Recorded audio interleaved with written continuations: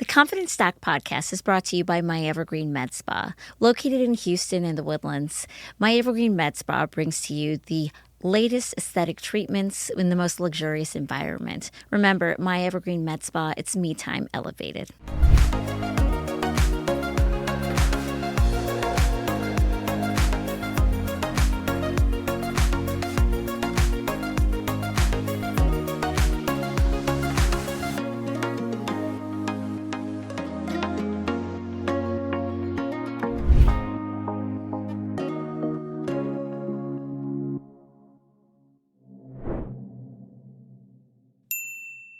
Welcome back to the Confidence Doc podcast. I'm Dr. Rednam. I'm a board-certified plastic surgeon in Houston, Texas with my Houston surgeons. And today we have a very dear guest to me, somebody I've gotten to know over time. And I think she is the perfect person to have on the Confidence Doc podcast because everything she does brings confidence into people's lives. So please welcome to our studio, Jade.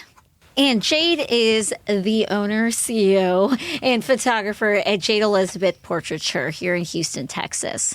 So Jade, tell our listeners a little bit about how you became a photographer to begin with.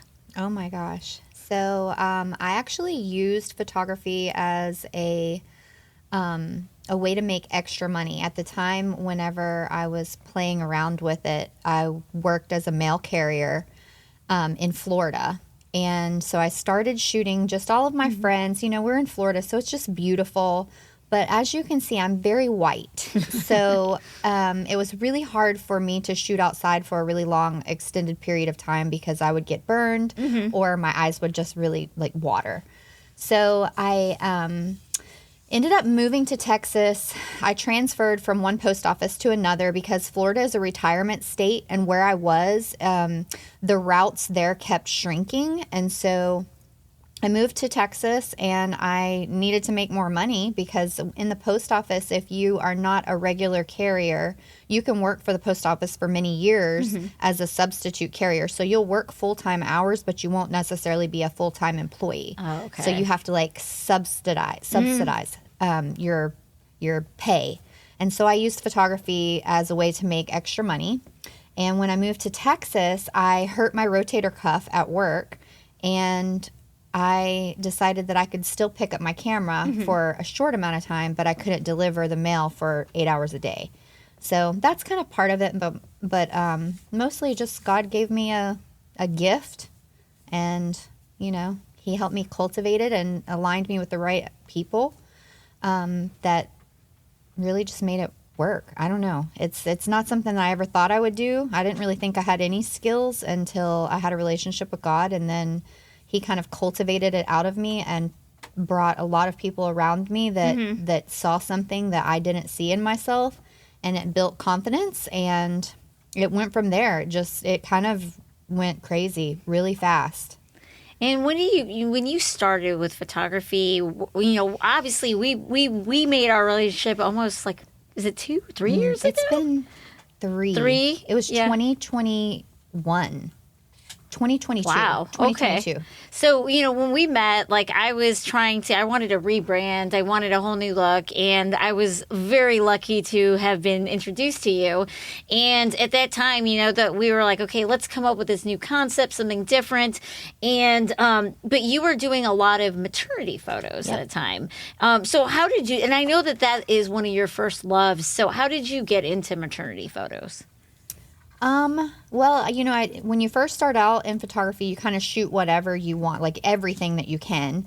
But for me, I was a mom whenever I was 17. So maternity for me was really traumatic because I was in high school, pregnant. And so for me, like being able to make something beautiful for somebody else was just where I was happy. So that's kind of where, and it's really easy to niche a business. So if you own a business, you know, like you have to market it. It's really hard to like market a broad base of things, but it's a lot easier if you niche down. So I niched down because maternity, every time I would shoot a pregnant client, I would like heal something in myself. So that's kind of where I landed. And I can tell you, your maternity photos are like, I actually was always someone like who is like maternity photos. And it's because there was this one style of maternity photo I would see everywhere. And I'm like, okay, sure, you know. But yours are just so like artistic and beautiful and like something different than I think what the average person thinks about when they think about a maternity photo. I just think that maternity portraits, I think people get confused as to why you take them. Really, it's just because you're documenting the changes of your body. Some people make it about like where you are, you know, or the scene behind them. But really, like if you strip everything down, the whole point of maternity portraits is to fall in love with your body and all of these changes that are happening at this rapid pace. And a lot of people get really nervous. It's not a time when you feel super confident. It's a time when you feel like, oh my gosh, this is happening so fast. I don't really know how I feel. Like this doesn't feel like my body. And so for me to just be able to give someone else a really calm experience and being able to see themselves confidently or to be able to see a different side of themselves than what they're feeling on the inside is just really empowering, not only for me, but for the person that I'm photographing as well. And I love that because, I mean, I didn't meet you till after I had my 2 kids. And because it like hearing it that way and after seeing it, I was like, oh, I should have done that. Because I didn't feel super great when I was pregnant. I felt like an out-of-body experience. Like I was happy to be pregnant, but I didn't really feel like I looked like myself or felt like myself. And so something like that is kind of like a nice reminder of how amazing our bodies are and what we can do with them. I think that's when I fell in love with just body work, period, was because I was doing so much maternity and it kept getting more and more like nude. It kept becoming more about the body. And so I think that that's actually how you guys found me. I started doing some other body work, and then that's kind of where that started. And then when we met, it was kind of like, you know, like you were, like I said, you were doing a lot of maternity, and then we talked, and I was like, I want to do something different. I want to do something unique. And then like we came with this brainchild of let's do this project with my patients. Yes. And I don't think we knew where it was going when we started it. It was just kind of, let's see what happens with this. No, that project actually, that was, so I was essentially the gift. So what we did, in case you guys don't know, Dr. Rednam would give me like some people that she was really interested in having their story told through a video, like a really good, what would you call it? It's not like it's not like a Google review, but more of like telling the patient's story. It was kind of a testimonial, but it was really like it really was more about the sharing the story than it was like, you know, telling people 5 stars, come on down to see her. Yes. You know? So we did it like that. So she would give me a couple of people that she was interested in. She wouldn't give me any information about them. She had already contacted them prior. And then I would get to call them and say, hey, you know, Dr. Rednam's doing this project. We would love for you to be a part of it. And then I would kind of get to ask them what they wanted from the project, whether or not they wanted to do body work or if they just really wanted like a portrait. So I was the gift for them coming in and telling their story. So we had a videographer, a hair and makeup artist, me, and then they got to come in and share their story. And it was just such a powerful experience to be a part of that and to be able to kind of see someone, like what brings them in for surgery. Because at the time, I just assumed that it was like vanity, you know, because I didn't know anything about plastic surgery. I had never really done it, and I had never understood that a lot of plastic surgery is out of necessity, and you don't even realize it, you know, whether it's like drastic weight loss or breast cancer, you know, reconstruction. Like it was just really eye-opening for me as a photographer, not only to be able to document their bodies, you know, at like a very pivotal point in their life, but also to just, I don't know, hear their stories and what they went through to be able to make that decision to find you, you know? Yeah. It was a really great project. I learned a lot, and these are people, some of them I'd known for years, and like I learned a lot that like I didn't even realize, and it kind of got us emotional sometimes hearing people, and you know, the whole team that helped out with it, Lila, Jared, everybody, it was just like everyone that you could tell sometimes would get a little choked up because it was really a beautiful, I think, experience. I think so too. I've seen it done over and over and over now, and I've done it myself with my clients. Yeah. Like now I'll have someone come in and kind of give me their testimonial, and in turn, like I, give them some really beautiful portraits. Yeah. And So. I mean, I can't think it really what better gift. Like, I think everyone lights up when you have this beautiful photo of yourself, especially for all of my patients. They've gone through transformations, one kind or another. Yeah. And so getting to actually document that was something I think was just really special. Yes. And Miss Cindy, I think she was probably like Yes. one of my favorites. She called and she's like, I can't do it. And then she'd call back. She's like, I'm going to do it. And then she finally came in and did it. And her son, she was really worried about her son and what he would think. And so we made it really modest. But, she had breast cancer, so she had to do, breast reconstruction. And she called me later after we did the whole project, and he got I gave them actual portraits. Like, they didn't just get digitals. Like, I printed it and brought it to them. And her son saw it, and she called me. She said, he thinks that I'm so beautiful. It was just the sweetest thing, because she struggled so much, like, getting her in the door. Yeah. So. And it was wonderful. We did so many patients, and then we ended up culminating it with an art show, which was the first time I've been involved with anything like Me that. too. And but it was wonderful. Like, and it was so nice seeing, because we did like a little picture of their before, so before they had surgery, and then we had this big beautiful portrait, print of them. And I mean, just even having people come and bring their families and say, like, look at me. Like, it was, I mean, people got all dressed up. It was just a really special event. Like, it really was. I'm really, really happy we did it. And I think everyone who was part of it, whether they were a patient or on our side of it, I think everyone got something special out of it. I think they did too. It was fun. I enjoyed that. I think that, like, whenever we started working together, we didn't know what it was going to evolve into. And then it evolved into this, like, just beautiful thing that no one expected. We just kind of expected to, like, check off a box. Oh, we need some pictures for your website, and we need some testimonials. Like, how do we make that like a gift for someone? Yeah. And how do we make it more about them and less about us? Exactly. And genuine and authentic, And my thing, and we've got to know each other over the years, like, I don't want to do it like everybody else does it. I want to find some unique way to do it. And, I still have a whole section on my website that's just everyone's stories. And it's just like, like I will even use those pictures, and I say, hey, take a look at this. And people are just like, wow, that's so cool. I mean, I still have people who be like, are you going to do this again? And I was like, oh, we'll see. I'm like, I'll let you know. We'll put you on a list of people, because it was really wonderful to do. And I think even, like, I recorded my own. At that time, I had gotten a tummy tuck. And I said, well, I want to do this alongside. So I would take my own photos. And I can tell you, I went from being like, like anytime we were in between, because I was showing a lot. Like, I was like walking around covering everything up. By the end of it, I was just like, full out in all my glory. That just was my walking favorite around. photo. The very last one that we did. So we did four shoots. So how many months post-op were you the very first photograph? I think we did, the first time we did 6 weeks.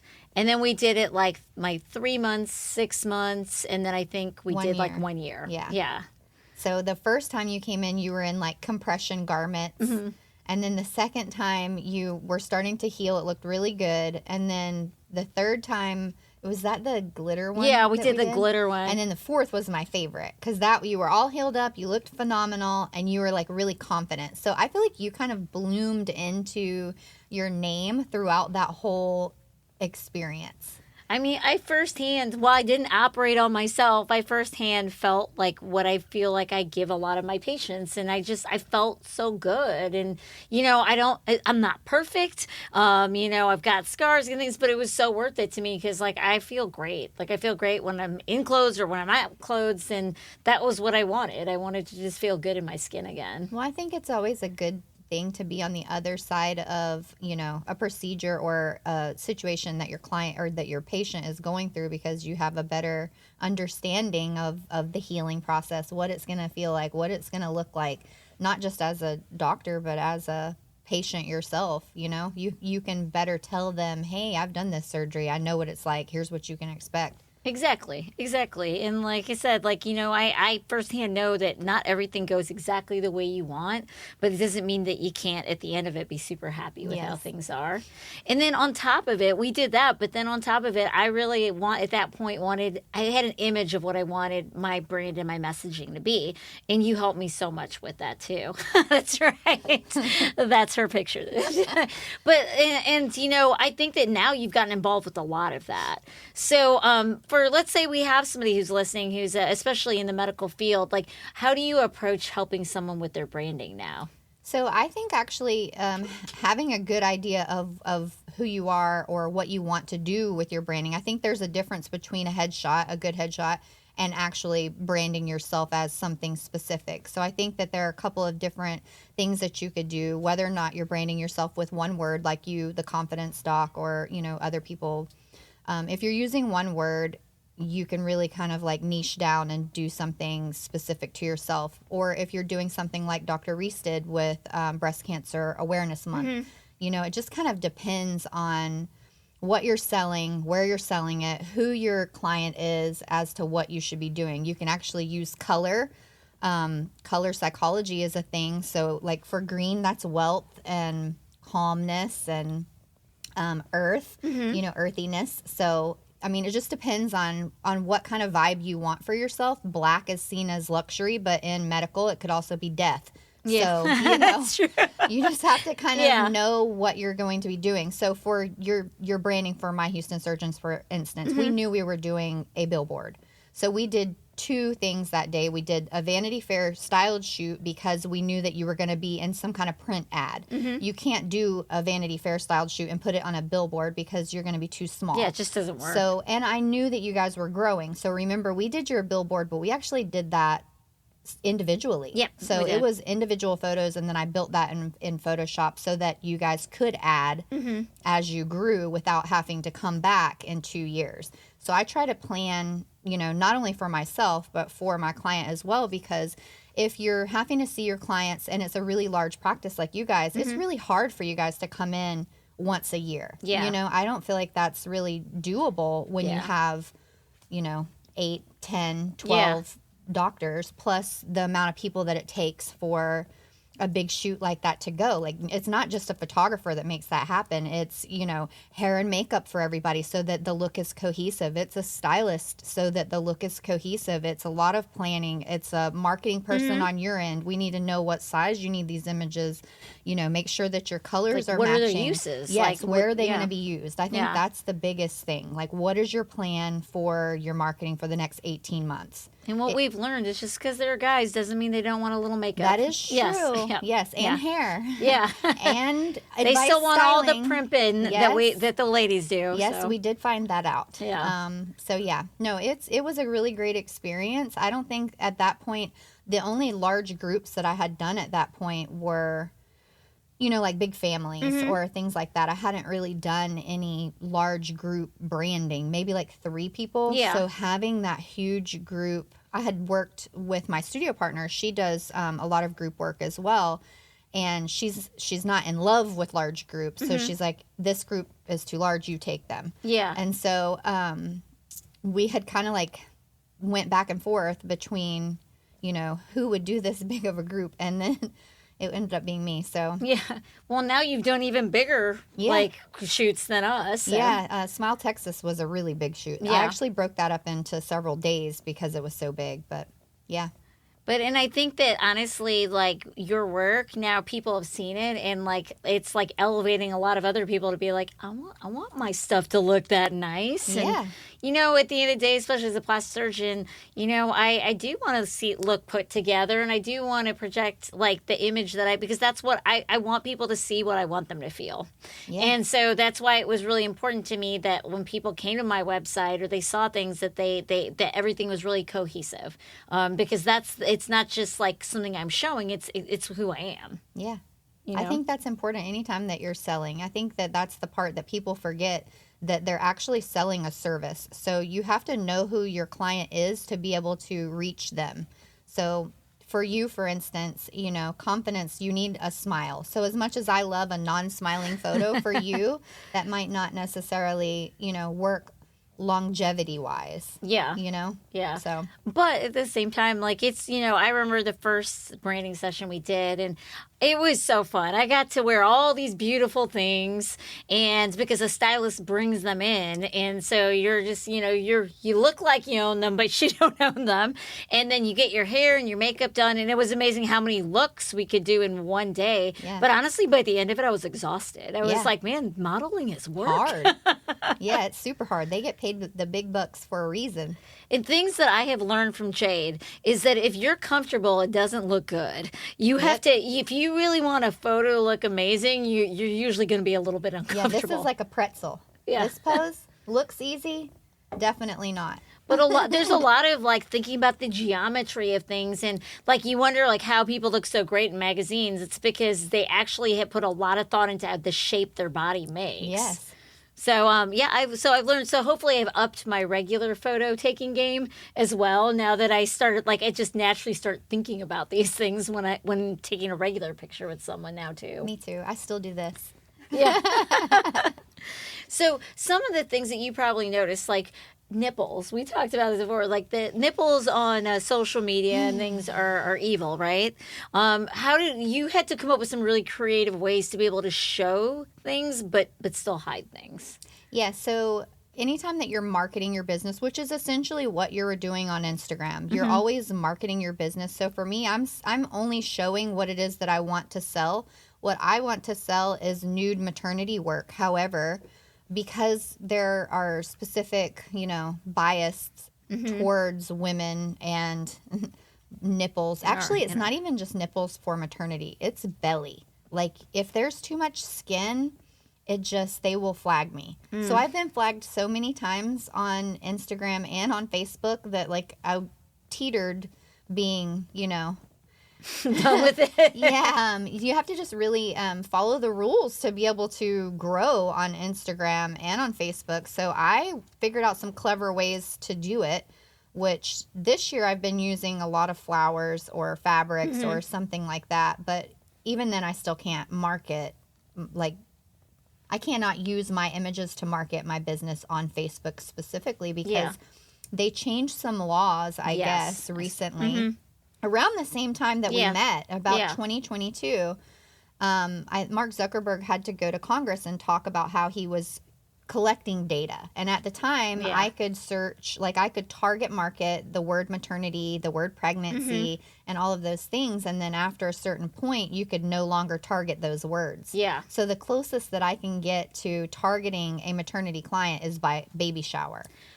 And you know what's interesting now there's another new rule specifically for Facebook is that before and afters, like I can't really show those because that is implying that something was wrong with them beforehand. Even though clearly these are people who've come to me and they're willing to share their photos. But it's interesting because to me, if that's the same, then why can you show a makeup before and after? Because I get so frustrated with the athletic ads. Yeah. You can show a full guy in shorts with no shirt on, nipples exposed, but you will get flagged if you try to show any kind of a pregnant belly. I mean, I'm not even showing their nipples in a maternity image. They're covered. Yeah. But I'll still get flagged. So. And, when I've reached out to Meta, because I don't know why I try to fight a fight, but they'll always say, well, it's the AI. They use AI to search these things. But I'm like, okay, if the AI, so then why not adjust your AI? Because clearly, if you're a celebrity, or other things, there's no problem with that being up there. You're not influencing people in a negative way in any way. It's even more strange because we're paying to market our business. It's not just the free stuff that we're doing. We're actually paying to target and still being put into a box. I don't know how you would even market like a breast augmentation. Well, and we can't now. And the funny thing is if you get flagged like that for an ad and then you try to appeal it, they can actually delete your whole account. Yep. So we just got to a point where we're like, I guess we're not going to be doing Facebook, know? And it's hard. That's what I did too. Yeah. I switched to Google, and I've also started doing a lot of content. Yeah. You know, I mean, that's your only option, really. And it's hard when we're both in fields where people want to see what we do. Yeah, or like, the body. Yeah, it's the human body. You want to see, oh, she's a photographer. I want to see her photos. Yeah. Well, you know, unless you're just only showing your, you know, the basic photos, you don't get to show your beautiful artistic ones. And I remember that beautiful video, one that you had of Layla and her daughter. Yeah. And I got flagged. Yeah, I got flagged. And it's like, oh, okay. Yeah, I deleted my whole TikTok over that. I was so mad. I'm like, you got to be kidding me. It was just like it was not even maternity. This was like a mother and daughter, but because they kissed, they flagged me. Yeah, it was bad. So, yeah, it's hard. It's hard to know how to... We're in a different era right now. And, you know, obviously there's websites and things, but so many people are getting their information from social channels, and so it is hard when you want to be able to share, and it also feels personal because you're like, I'm genuinely sharing this. I'm not shaming I'm just anyone. in love with it. Like, I'm only sharing like what I'm like in love with, like what I could see myself doing, or I don't know. I just loved the story or the colors. Most of it, like that I love, is like really warm. I love warm stuff. Something that makes you feel something, you know, or think, oh my gosh, I wonder if I looked like that, or I wonder what my body looked like, you know, in this season of life. Yeah. And then it makes you like so sad whenever you have something that you're in love with and it just gets crushed. Yeah. Nope. You may not pass. And I know one thing that I really picked up from you is like, you know, you got to print things out. You have to hang things up your wall because before you know it, you're like have a million digitals and you haven't even looked at them. Yeah. Right. And, you know, and I recently got a beautiful wall portrait from you of my husband and I, and we love it. Like we passed from like, oh, it's so nice looking. But what do you do for people who are like a little more shy, right? Like they're like, it's hard to get out of their shell, but you want to get the best photo from them. Like, what are your tricks for, you know, bringing that out in the best of them? I just stay really calm. I don't know. I have like this, whenever someone is in my space, I will say I'm different if I'm outside of my space. I'm harder to connect with. But inside of my space, I feel like people just naturally, like, I had so many of your patients cry, you know, like because it was so hard for them to see themselves, because they had such a transformation, to see themselves the way that I see them. Mm-hmm. And so that whole experience, you just really have to hold a lot of space for someone else's fear, vulnerability, their, like everything that they're feeling. You have to be able to hold that and absorb it and not react, and just kind of be really comforting and open to whatever it is that they're feeling, because a lot of portraits are, especially body work, is really, really a vulnerable position to be in. Even if you're just, I mean, you've done headshots. It's awkward to be on the other side of the camera. Yeah. So no matter what your client or, you know, your mom or, you know, your plastic surgeon feels, you have to be able to kind of just hold space for them. Yeah. There aren't really any, I mean, I don't think that there are tricks and tips. I can't say that. Tricks and tips.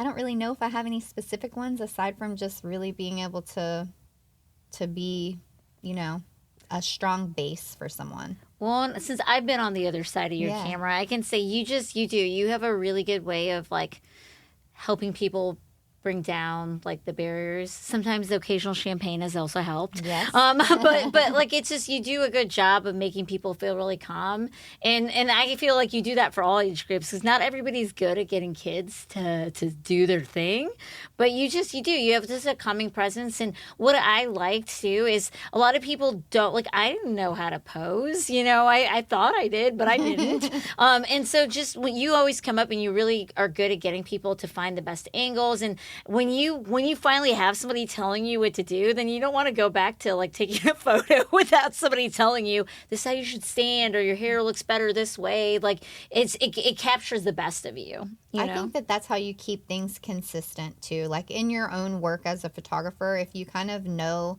you know, the look that you're trying to get, it's a lot easier to make your work look consistent throughout time if you can talk your clients into doing what you need them to do. Yeah. You know, if a person is just coming to me and they're doing whatever they want to do, then my work doesn't stay consistent.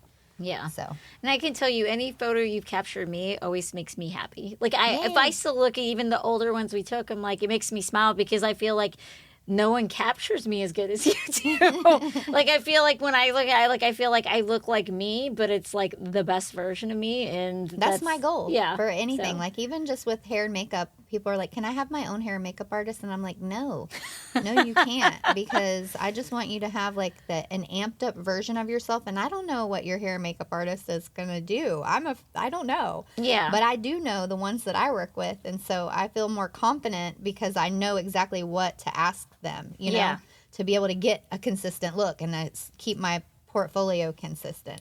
And going to someone who's like the level of professional Jade is sometimes can feel weird because people are used to just going in and getting a picture.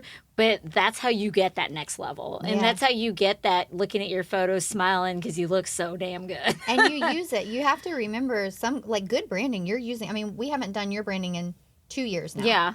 So you're going to keep it for like 18 months to a year, unless you're online a lot, which she has been online a lot more. So we're going to be doing it quarterly this year. And I'm super excited about that. Yeah, I am too, actually, because it's going to just be, you know, a fresh look each time. And we're going to be able to capture some things that we didn't necessarily capture 2 years ago that you needed, that we just didn't know because we didn't know where your trajectory was going to go. Correct. You know? And like now knowing, like it's easier now because now I'm like, I know I need this for magazines or I need this for this specific thing. But I would agree, like coming in, anybody, whether you're a physician, you're in a business and you're running a brand, a big part of branding is knowing who you are and who you want to reach. Yes, who you want to reach. Yeah. I think that's the biggest thing, and that's what people don't realize. They're just throwing like a broad net. You really need to know your client avatar. You know, I know that my client avatar is a mom between 30 and 45, and I will keep them for 5-6 years. You know, if I get them at pregnancy, I'm going to keep them for 5 or 6 years. So you want to dump all your marketing dollars into getting that person, because you can transform that person into 10 other people, you know? Yeah. So I think that's the part people forget, is who they're targeting. Like, what is this message that we're going to be reaching with whatever we're taking? Yeah, exactly. And I mean, I've had my family photos of you. My mom just had her 70th birthday and we did this beautiful family photo. So I feel like actually it's a very personal relationship when you find a photographer who really knows how to capture things the way you like to see them. Yeah. So. And I think that you transform over time too. Like, you came in and you were like, do you remember your hands? So she's a plastic surgeon, so she has like really strong hands, and she would keep going like really, really straight hands. And for a really good portrait, you kind of need like a natural movement in your fingers or a little bit of a bend, kind of like a ballet dancer. And so to try to talk her through that in the beginning was so hard, because she's using muscles in her fingers, you know, holding scalpels and stuff that I would have never thought of. I didn't even ever have that happen to me until you. So I've now since then learned how to kind of coax people to relax their hands, like massage their hands a little bit and kind of loosen up. But I feel like you've gotten so good at that, like throughout this 2 years, you know, just I feel like I got personal one-on-one coaching. Yeah, you did. So. I mean, you did. Well, gosh, Jade, this was so great. Thank you so much for joining us. Welcome. And if you are out there and you're looking for rebranding, I cannot recommend anybody more highly, because she will help you find your vision and stay true to it. So thank you so much. And I hope you continue to do what you're doing for a really long time, because I'm going to keep coming to you. Yay, thank you.